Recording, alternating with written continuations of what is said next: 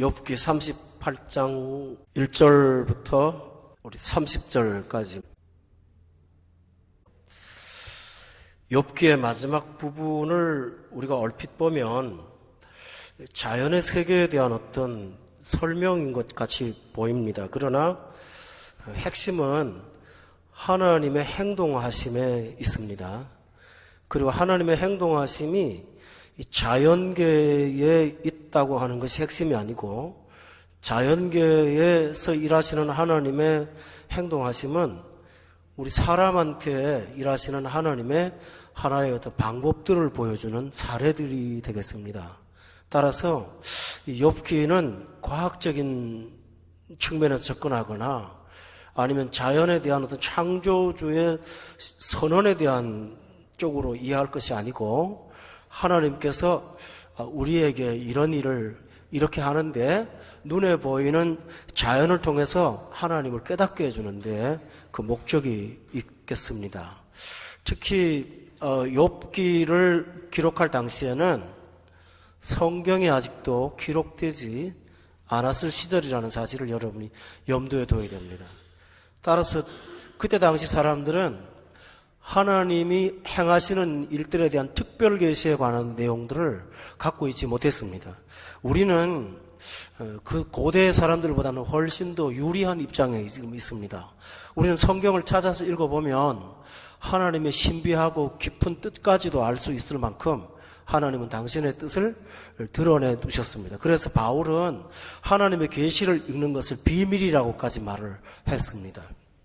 그런데 욥 당시의 사람들은 특별 계신 성경을 갖고 있지 않았기 때문에 하나님께서 자연을 통해서 하나님의 일하심과 구원하심이 어떠한 것을 그들에게 깨우쳐 주었던 것입니다. 특별히 하나님은 그것을 욥에게 적용해서 욥한테 내가 이런 일을 한다고 하는 것을 하나님께서 지금 선포하고 있습니다. 우리가 이 사실을 말씀을 듣는 것은 우리 인생에서 너무나 절박한 상황입니다만은 인생에서 변동도 없고 끝도 없고 다함도 없고 무엇보다도 우리를 사랑하시는 그분은 꼭 하나님 한 분밖에 없습니다. 그런데 우리가 굳이 하나님에 대해서 자꾸 설명을 들어야 되는 까닭은 사람이 하나님을 의식하기보다는 세상이나 환경을 의식하는 게 너무 뿌리가 깊이 내려 있거든요. 말씀을 들을 때 잠깐 염려를 잊어버리지만 밖에 나가면 내가 언제 믿음의 사람이었던가 하는 것처럼 우리는 우리 계산과 염려와 술수와 전략에 집착을 하게 됩니다. 그래서 하나님은 우리를 자꾸 깨우쳐 주십니다. 우리가 하나님을 잊어버리고 우리 자신에게 집착을 하게 되면 항상 따라다니는 것은 염려와 불안과 또 내 머릿속에서 온갖 꾀들을 자꾸 내야 되는 그런 상황에 봉착을 하게 됩니다. 그래서 오늘도 여러분하고 저는 하나님께서 어떤 분인가에 대한 근원적인 말씀을 다시 한번 돌아보도록 하겠습니다. 38장부터 41장까지가 하나님께서 욥에게 하신 말씀인데 내용이 조금씩 달라요. 오늘 전체적인 개관을 좀 해볼게요. 38장부터 41장을 하나로 말한다면 욥에게 말씀하신 하나님 이렇게 정의를 내리겠고요. 38장, 39장, 40장, 41장은 다 달라요. 38장에서는 하나님의 일하심을 우주 전체를 배경으로 말씀하고 있어요. 일단 사이즈가 크죠, 그죠? 그 다음에 지금 현대 과학이 상당한 진척을 이루었어도 우주의 무한한 공간에 대해서 아직도 접근하지 못하고 있는 현실입니다. 그런데 그 우주를 주도하시는 분이 하나님이라고 말씀하시면서 그분의 광대하심과 그 깊으심과 넓이에 대해서 하나님께서 욥한테 말씀하고 있습니다. 여러분, 욥의 지금 시급한 문제는 무엇입니까? 우선 몸에 병이 나야겠고, 그죠? 그 다음에 깨어진 삶이 회복되어야 되는 문제가 아니겠습니까? 그런데 하나님은 직접적인 얘기를 왜 하지 않고 우주에 대한 이야기. 지금 당장 내일 내가 지금 밥을 먹어야 되고 또 몸에 지금 이 질병을 고침받아야 되는데 이 아픈 통증으로 쑤시는 그 고통의 환자를 앞에 놓고 하나님은 깊고 높은 철학적인 얘기를 하시는 것처럼 우주에 대한 얘기를 하고 있습니다. 이게 성경입니다. 오늘 우리는 우리 해답을 듣기를 원하는데 하나님은 근원으로부터 들어갑니다. 왜냐하면 하나님의 사이즈가 그렇게 작지도 않고 계획이 방대하시다는 사실을 알므로 인해서 우리의 삶의 아픈 부분이나 어떤 부분들을 하나님의 계획 중에 하나로 보게 하시는데 목적이 있습니다. 제가 전에도 말씀을 드렸지만 성경은 인간의 삶을 점으로 보지 않고 선으로 보도록 합니다. 점은 순간이죠. 근데 선은 뭡니까? 지금 저쪽 끝에 있고 이쪽에서 오고 있습니다. 그런데 지금 난 이 지점에 있습니다만은 이 지점은 삶의 끝이 아니라 가고 있는 과정입니다. 우리가 이런 하나님에 대한 어떤 거대한 사이즈를 본다면 내일에 대한 소망을 잃지 않고 과거에 대해서도 상처로부터 치유를 받을 수가 있습니다. 따라서 하나님은 38장을 통해서 조금 이따 말씀드리겠지만 우주 전체를 다룹니다. 그 다음에 39장에 들어가면 여러분 1절에 딱 보면 뭐가 나오냐면 염소가 새끼를 치는 때에 대한 얘기를 나옵니다. 이렇게 보면 되겠습니다. 굉장히 거대한 북두성, 삼성, 묘성을 39장에서 말씀하신 하나님이 이렇게 좁혀 들어가서 들판에 있는 염소가 새끼를 낳는, 새끼를 치는 그 순간으로 하나님께서 지금 몰아가고 있습니다. 그러면서 39장 전체에 보면 어떤 짐승들의 이야기를 하면서 세밀한 그들의 생활에 대해서 하나님이 하나하나 주도하고 계신다는 사실을 말씀하고 있습니다. 여러분, 제가 팔로 자꾸 말씀드릴게요. 오늘은 팔로 설교를 하겠습니다. 이렇게 크신 하나님이 이렇게 좁아집니다. 하나님에 대한 지식에 대한 균형을 본다면 하나님의 광대하심과 그 무한하신 크기를 대비할 때 우리는 압도를 당합니다. 그러나 내 조그마한 것 하나에 집중하시는 하나님을 보면 나를 향한 개인적인 사랑을 우리가 느낄 수가 있습니다. 그래서 39장은 자연에 있는 존재들을 다루면서 하나님이 어떠한 일을 하는가를 말씀하고 있습니다. 이런 예를 하나 들어볼까요? 우리가 예수님을 믿으면서 교회라는 공동체 안에 있습니다. 그리고 우리 인생도 지금 어딘가 향하여 주님을 따라 가고 있습니다.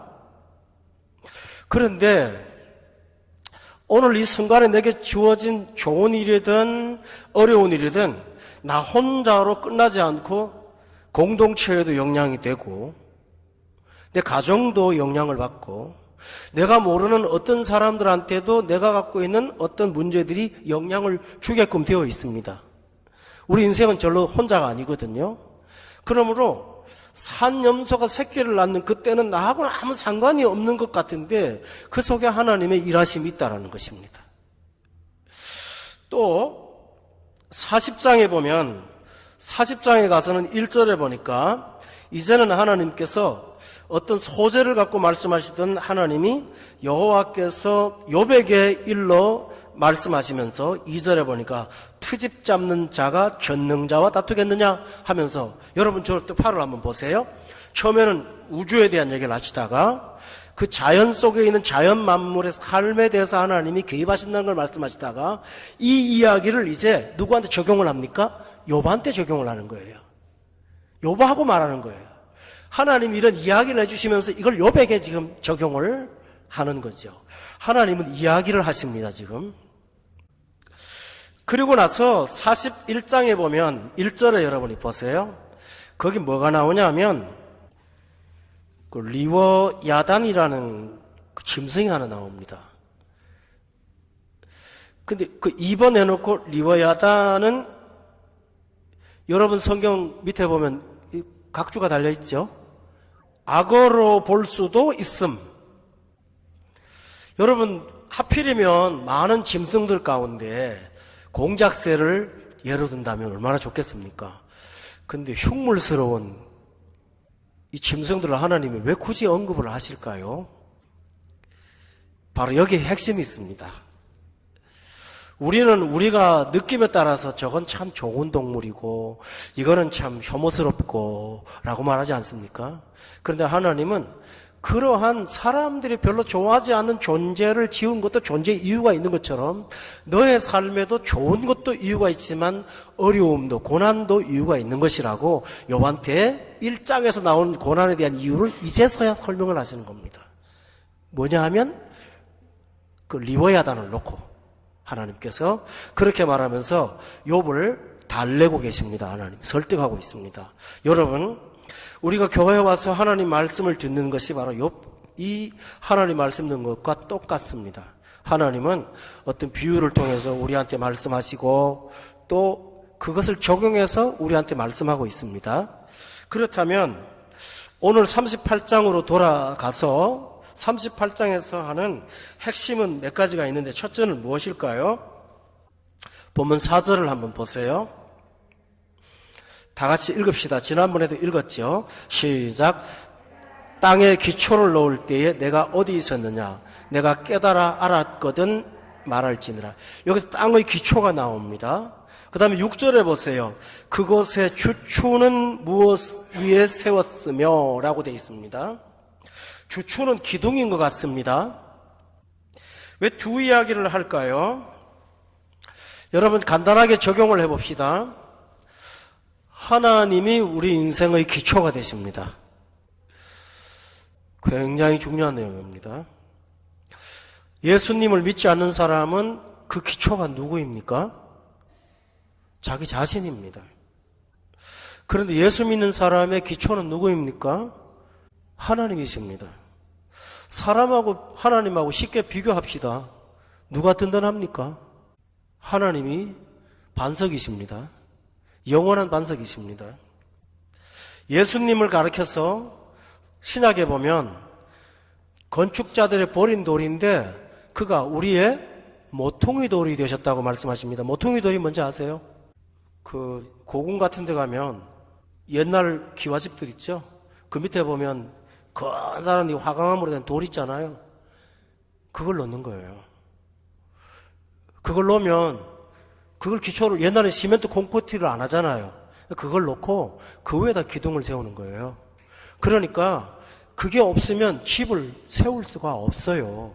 이것처럼 예수님께서 모퉁이 돌이 되었다고 하는 것은 우리가 예수님을 믿으면 주님은 복 주시는 분도 되지만 우리 삶의 기초가 되어 주신다는 말이에요. 그래서 예수님이 이렇게 말씀하셨어요. 이 반석 위에 교회를 세우면 음부의 권세가 뭐 한다고요? 해하지 못한다고요. 그러므로 여러분이 이 말씀을 듣고 담대하셔야 됩니다. 내 인생의 기초는 돈도 아니고 건강도 아니고 내 지혜나 전략도 아니고 만군의 여호와이신 하나님이시다. 믿으세요? 그게 바로 하나님께서 말씀하시는 거예요. 두 번째로 본문 5절을 보세요. 다 같이 읽읍시다. 시작. 누가 그것의 도량법을 정하였는지 누가 그 줄을 그것의 위에 띄웠는지 내가 아느냐 라고 했습니다. 법은 법인데 무슨 법이라고 했죠? 도량법이라고 하는 걸 제가 정확하게 사전을 봤더니 도량이라는 게 용적, 크기, 넓이, 면적, 규모, 범위 이걸 일컬어서 총칭하는 말이 도량이더라고요. 다시 말하면 하나님이 내 인생의 크기와 한계와 길이와 넓이와 높이를 정하신다라는 말입니다. 그래서 정해놓으셨는데 여러분이 기억하실 사실은 한 번 정하면 바꾸시지 않는가? 아닙니다. 내 지경을 넓혀주십니다, 하나님이. 그래서 여러분이 전에 기독교 서점에 가면은 어떤 사람의 기도라고 한 책을 한번 본 적이 있을 거예요. 야베스의 기도라는 책을 아마 본 적이 있을 거예요. 그 야베스의 기도가 역대상 4장 10절을 보면 야베스가 이렇게 기도를 했어요. 역대상 4장 10절이에요. 시작.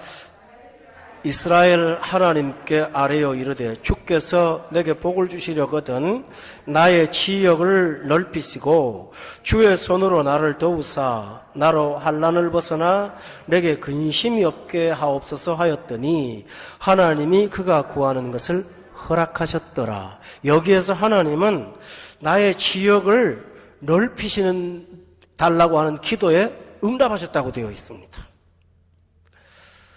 보통 운명론을 가르치는 사람들은 신이 정한 삶의 어떤 틀은 인간이 바꿀 수가 없으니까 운명에 복종하라 라고 가르칩니다. 근데 참 모순이 많아요. 그러면서 점치러 오는 사람한테 돈 받습니다. 운명 바꿔준다고. 그 앞뒤가 하나도 안 맞죠. 그러나 여러분, 오늘 야베스의 기도에 대해서 하나님은 지경을 넓혀달라는 기도를 드렸는데 하나님은 그의 기도와 구한 바를 허락하셨다고 분명히 되어 있습니다. 하나님이 도량법을 정하시지만은 그것은 규정되어 있는 것이 아니고 때를 따라서 넓게도 하실 수 있다라고 말씀하셨습니다. 중요한 사실은 그 일을 하시는 분이 누구라고요? 하나님이라는 사실입니다. 그래서 욥기를 한번 보세요. 하나님께서 정해진 구역은 본문 10절을 보세요. 38장 10절에 보면 지난 시간에도 우리가 말씀을 들었던 건데요. 한계를 정하여, 참 얼마나 귀한지 몰라요. 한계를 정하여 그 다음에 뭐라 그랬나요? 문빗장을 지르고 하나님의 보호하심이 있어요. 11절에 이르기를 내가 여기까지 오고 더 넘어가지 못한다고 파도에게 명령하셔서 여기서 그쳐라 라고 말씀하시면서 하나님이 정해놓은 영역들을 침범하지 못하도록 하시겠다고 말씀하셨습니다. 여러분 이 사실을 믿으십시오. 이 믿음으로 사시기를 주의 이름으로 축원합니다.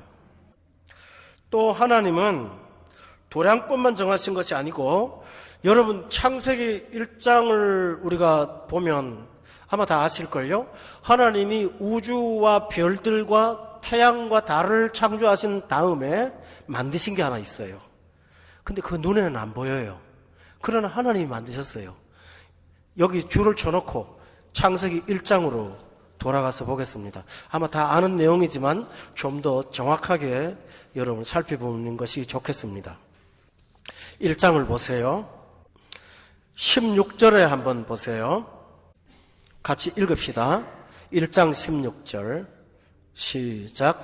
하나님이 두 큰 광명체를 만드사 큰 광명체로 낮을 주관하게 하시고 작은 광명체로 밤을 주관하게 하시며 또 별들을 만드시고. 여러분 여기서 광명체 큰 거는 해고 작은 거는 달이라는 거 아시겠죠? 하나님이 지금 큰 광명체, 작은 광명체를 지구를 중심으로 설명하는 거예요. 우주 전체에서는 큰 게 아니에요. 그런데 여기 강조점은 16절에 뭡니까? 주관하게 한다라는 거예요. 해가 괜히 떠 있는 거 아니거든요. 하나님의 명령을 지키려고, 하나님의 명령을 이행하려고 하는 하나의 하인이에요, 해가. 그래서 하나님께서 말씀하셨죠. 낮에 해가 너를 상치도 못하게 한다고 말씀하셨고, 여호수아가 하나님 앞에 기도할 때 해를 15도나 뒤로 물러가게 하셨던 하나님이십니다. 왜 그랬습니까? 그 자연 법칙을 하나님 만드셨거든요. 해는 그냥 뜨는 게 아니라 주관하는 거예요. 작은 달도 주관하는 거예요. 여러분 아마 과학을 조금이라도 아시는 분은 해와 달이 이 지구 생태계에 어떤 영향을 미치는지 아시죠? 되게 중요합니다. 그래서 전도서에 보면요, 이런 참 귀한 구절이 하나 있어요. 해를 보는 즐거움을 갖고 살라고요. 해를 보는데 뭐가 즐겁습니까? 그런데 거기 주관적으로 즐거운 겁니다. 해 자체가 아름다운 건 있어요. 그런데 그 아름다운 미적인 걸 즐거워하라는 말씀이 아닙니다. 하나님께서 어김없이 해가 뜨게 하셔서 삶을 주도하시지 않습니까? 하나님은 변덕이 없어요. 어김없이 해는 떠요. 그것처럼 해를 보는 즐거움은 하나님이 일관되고 일정하게 우리 삶을 지키고 있다는 사실을 그걸 보고 즐거워하라는 것입니다. 할렐루야. 그게 바로 믿음이에요. 창세기 1장 14절에 보세요. 다 같이 읽읍시다. 하나님이 이르시되 하늘의 궁창에 광명체들이 있어 낮과 밤을 나뉘게 하고 그것들로 징조와 계절과 날과 해를 이루게 하라고 말씀하셨습니다. 그것들을 통해서 징조가 있고 계절과 날과 해가 만들어질 수 있도록 하나님께서 물리적인 법칙을 세상에 만드셨습니다. 그러므로 우리 인생에도 예수님 안에 들어오면 하나님의 이 은혜와 구원의 법칙이 작용한다라는 사실을 믿으셔야 됩니다. 오늘 이 말씀 듣고 또 밖에 나가서 또 나 어떻게 살까 나부터 그럴 겁니다만 하나님을 신뢰하시고 살아가도록 하나님께서 말씀하고 있습니다. 여러분 이거 있죠? 누구든지 그 다음에 따라합시다. 그리스도 안에 있으면 그리스도 안이라는 말이 뭔지 아세요? 너무나 많은 게 들어있어요. 그 안에 우선 첫째로는 구원이 있어요. 영생이 있어요. 거기에 풍성한 삶이 있어요. 그 풍성한 삶 속에는 바로 이 하나님의 지경과 하나님 만들어주신 보호하심과 하나님이 일하시는 하나님의 역사하심이 그 안에 예수님 안에 몽땅 다 들어있다고 말씀하신 거예요. 그러므로 예수님을 믿으면서도 다른 것을 견눈질 아는 사람이라면 여러분은 예수님이 아직 누군지를 정확하게 모른다고 밖에 할 수가 없는 것입니다. 여러분 기억하십시다. 하나님은 물리적인 자연의 법칙을 만들 뿐만 아니라 우리한테 영적인 도덕적 법칙도 만들었습니다. 그게 십계명이요 율법입니다. 크게 나누어서 뭐죠? 하라. 그 다음에요? 하지 말라. 우리가 100% 다는 못 지킵니다만 지키십시오. 신앙생활에 하나님이 요구하는 기본적인 것들은 설명이 필요 없는 단언적인 명령들인데 이것이 여러분을 지키는 보호라는 사실을 믿기를 바랍니다. 여러분은 하나님을 기쁘시게 하면 우리도 성령의 희락에 참여할 수 있다는 사실을 꼭 기억하세요. 하나님 만드신 명령은 법칙입니다. 믿으세요? 그 법칙이에요. 그 법칙대로 사시는 여러분 되기를 주의 이름으로 축원합니다. 이 법칙이에요. 제가 이 말씀을 드리는 까닭은 사람들이 죄제 그러면요 자꾸 기분 나빠하면서 죄가 뭐예요 그러면서 표면 이렇게 이해를 하죠. 기독교가 말하는 원죄를 말하는 겁니까? 내가 도둑질 같은 거 그렇게 하지 않았는데 와닿지 않는다고 말하지만 노골적으로 말할까요? 그분이 죄를 몰라도 너무 모르는 거예요. 모른다는 얘기가 하나님 앞에 죄 짓는 거예요. 자기가 얼마나 하나님을 진노케 하는 사람인지도 본인이 모르고 있으니 똑똑하면 뭘 해요? 그렇게 마음 아픈 거예요. 그러면 왜 죄가 죄일까요? 하나님이 만드신 법칙을 따라 사는 것을 원치 않아요, 사람은요. 그게 죄예요. 그리고 나서 어떻게 사냐 하면 두 가지 말씀드릴게요. 사사기 21장을 찾아보세요. 다 아는 얘기지만 성경 읽을 때마다 새롭게 다가옵니다. 사사시대에는 이스라엘 역사 가운데 가장 타락한 시대였습니다. 근데 그 시대의 특징이 뭔지 아세요? 사사기 21장 25절에 보세요. 같이 한번 읽어봅시다. 시작. 그때에 이스라엘에 왕이 없으므로 사람이 각각 자기의 소견에 옳은 대로 행하였더라. 여러분 보세요. 정치적인 왕이 없는데 자기 소견에 옳은 거하고 무슨 상관이 있어요? 이것은 여기서 말하는 왕은 하나님을 왕으로 모시지 않은 사람을 말하는 거예요. 그때라는 말은 그 시대에 이스라엘 전체가 이런 영향에 불신에 물들었다는 것을 집단화시킨 걸 말이에요. 어떤 한두 사람의 문제가 아니고 전체가 다 그렇다는 얘기예요. 중병을 앓고 있는 거예요, 지금. 근데 그때의 문제가 뭐냐 하면 자기 소견에 오른 대로 이것이 뭘까요? 죄예요. 하나님이 만드신 법칙과 원칙을 따라 살지 않는 거예요. 그리고 자기가 옳다고 생각하는 거 내가 주인이에요. 그리고 그 옳다고 생각하는 대로 행동을 하는 거예요. 어둠에서 어둠을 결정하고 어둠 속에 살아가는 거 있죠. 머리가 똑똑한 사람일수록 훨씬 더 많이 그래요. 여러분 기억하십니까? 로마서에 보면 이 사실을 어떻게 하는지 압니까? 하나님의 진리를 피조물을 하나님의 영광을 피조물과 우상과 버러지 형상으로 그 다음에 뭔지 압니까? 바꿔버려요. 그게 범죄예요. 근데 여러분 거기 의식이 없어요. 내가 갖고 있는 어떤 옳다고 생각하는 바, 그 부분을 갖고 살면 우리는 하나님의 법칙 안에서 살지 않는 거예요. 그러므로 교회 여러분 간곡히 권면합니다. 여러분의 생이 행복 때문에 아닙니다. 하나님이 원하시는 삶이 있지 않습니까?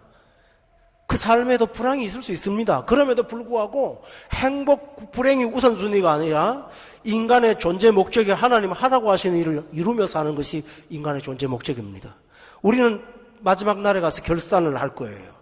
그때의 삶에 합당하도록 우리 모두는 이 땅에서 하나님의 법도를 따라 살아가시는 모두가 꼭 되시기를 주의 이름으로 축원합니다. 결심하고 사세요. 아멘. 꼭 필요한 것입니다. 조금 더 나가겠습니다. 세 번째로 이러한 하나님은 구원의 일을 하십니다.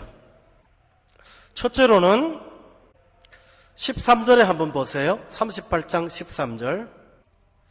다 같이 한번 읽어볼까요? 시작.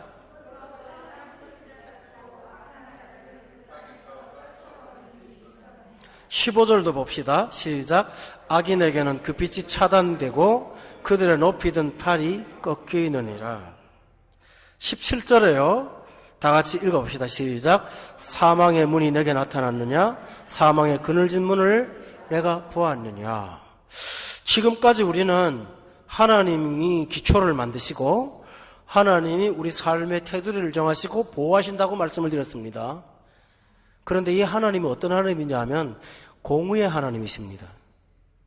그러므로 하나님은 악한 자들을 구별하시고 악한 자들을 징계하심으로 인해서 우리가 의롭게 살 때 보호를 받도록 이끌어 주시는 구원의 하나님이십니다. 여기 기억하실 사실이 있습니다. 사람이 하나님의 법도를 따르지 않으면 따를 수밖에 없는 게 하나 있습니다. 그것은 악입니다. 악이 뭐 별개의 악입니까? 하나님의 법이 아닌 자기 소견에 옳은 대로 행하는 게 악입니다. 그럼에도 불구하고 풍성하고 끝까지 잘 된다면, 그럼에도 불구하고 그 사람들이 승승장구하면서 의인들이 계속 끊임없이 고통을 받는다면 과연 하나님이 살아계시는가 의심할 수밖에 없을 겁니다. 그러나 하나님은 그러지 않습니다. 하나님은 의를 축복하시고 불의를 징계하심으로 인해서 하나님이 의의 구원자라는 사실을 우리 생활을 통해서 보여주십니다. 그러므로 교회 여러분, 이 사실을 기억하시면서 15절을 다시 보세요. 악인에게는 뭐가 된다고요? 그 빛이 뭐 한다고요? 차단이 돼요. 그들의 높이 든 팔이 뭐 한다고요? 꺾인다고 되어 있어요. 그러므로 여러분은 빛이 차단되는 일이 없도록 하나님을 기쁘시게 해드리는 의로운 삶을 항상 추구하며 살아가시는 그런 삶이 있기를 바랍니다. 이게 없으면 늘 좌충우돌하다가 생이 끝나는 거예요. 정직하게 하나님을 기쁘시게 해드리면서 살아가시는 우리 모두가 되시기를 주의 이름으로 축원합니다. 또 하나 있습니다. 23절에 한번 보세요. 다 같이 읽어볼까요? 23절 시작. 교전과 전쟁의 날을 위하여 이것을 남겨두었노라. 이것이 뭐냐 하면 22절에 보니까 눈 곡간이 있대요. 우박의 창고가 있대요. 이것은 상징 용어입니다. 실제로 우박 창고가 있나요? 눈의 곡간이 있나요? 없어요. 이것은 자연을 통해서 하나님이 뭔가를 준비하고 있다는 것을 암시하는 하나의 비유입니다. 그런데 그게 왜 필요합니까? 23절에 보니까 환난 때와 교전과 전쟁의 날을 위하여 이것을 남겨둔 거라고 하면서 하나님이 미래의 환난을 구원하시기 위해서, 미래의 환난으로부터 우리를 구원하시기 위해서 준비한 것이 있다고 보여주신 것입니다. 여러분, 이 세상은 오늘의 고난도 있지만 장차 다가올 고난도 있습니다.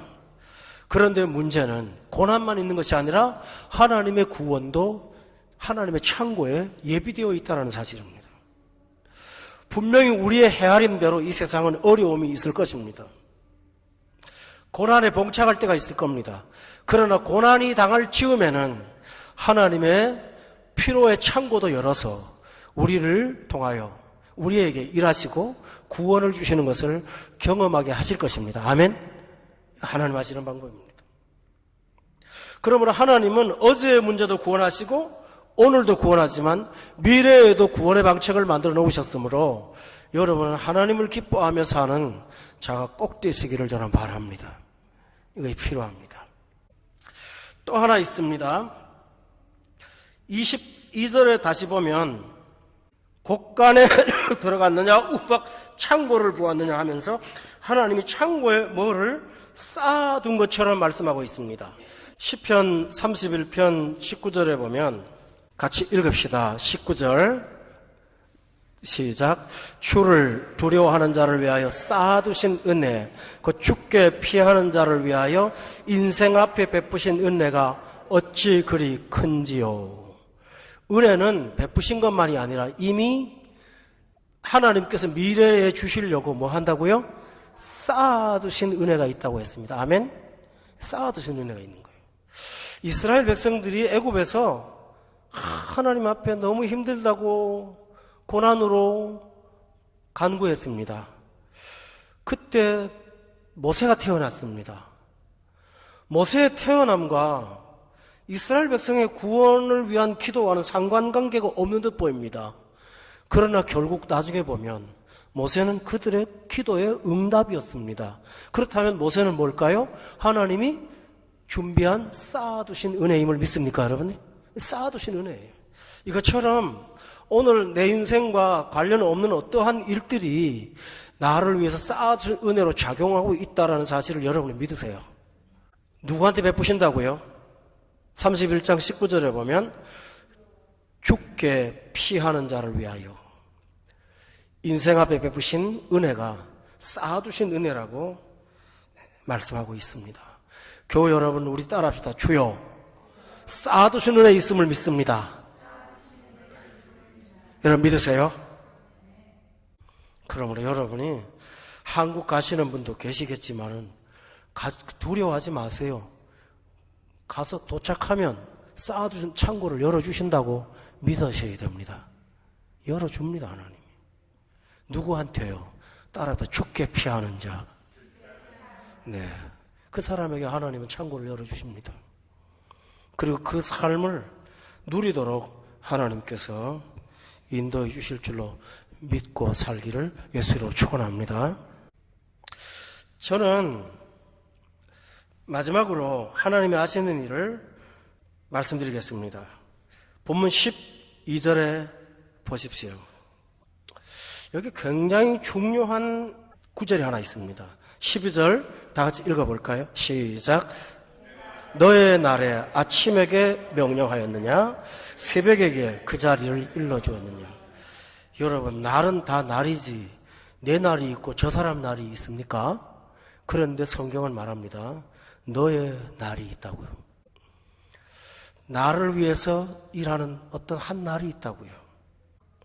근데 그 날이 되면 12절에 무슨 말이 나옵니까? 아침에게 저 권 목사한테 무슨 일을 하라고 명령한다는 겁니다. 하나님이. 아침에게 명령을 네가 해본 적 있어? 새벽한테 그 자리를 알려준 적 있나? 하나님이 그 일을 하신다는 겁니다. 이건 되게 신비로운 말입니다. 나의 날이 있습니다. 사실은 모든 날이 나의 날이죠. 근데 특별한 날을 말합니다. 나의 날이 있습니다. 그날에 하나님은 아침에게 명령을 하십니다. 새벽에게 그 자리를 일러주시면서 도우라고 말씀하십니다. 이것이 하나님이 하는 일입니다. 정말 귀한 말은 내가 너의 날에 너를 위해서 아침을 명령하고 새벽을 향하여 이 자리를 가르쳐 주신다고 말씀하셨습니다. 여러분이 인생의 어떤 격변을 겪거나 어떤 내가 감당할 수 없는 어떤 상황 속에 빠졌을 때 하나님은 나의 날로 명령하시고 그날에 우리 삶에 깊이 주도하셔서 내 인생을 이끌어 가시는 그 좋으신 하나님을 경험하게 할 줄로 저는 믿습니다. 의를 추구하는 자에게 너의 날에 기억하십시다. 아침을 향하여 명령하실 거고 새벽을 향하여서 그 자리를 일러주시면서 우리를 도우실 것입니다. 이 귀한 은혜를 경험하면서 늘 항상 하나님만이 나의 인생의 기초요. 그분이 나의 경계를 정하시고 내 삶의 법칙을 정하셔서 그 안에서 보호받고 살도록 하시는 분이라는 사실을 믿으면서 어느 곳에 가든지 길을 걷든 생각을 하든 잠을 자든 항상 그 생각을 갖고 모든 마음의 잡념들을 이겨버리시고 믿음으로 승리하기를 주의 이름으로 축원합니다.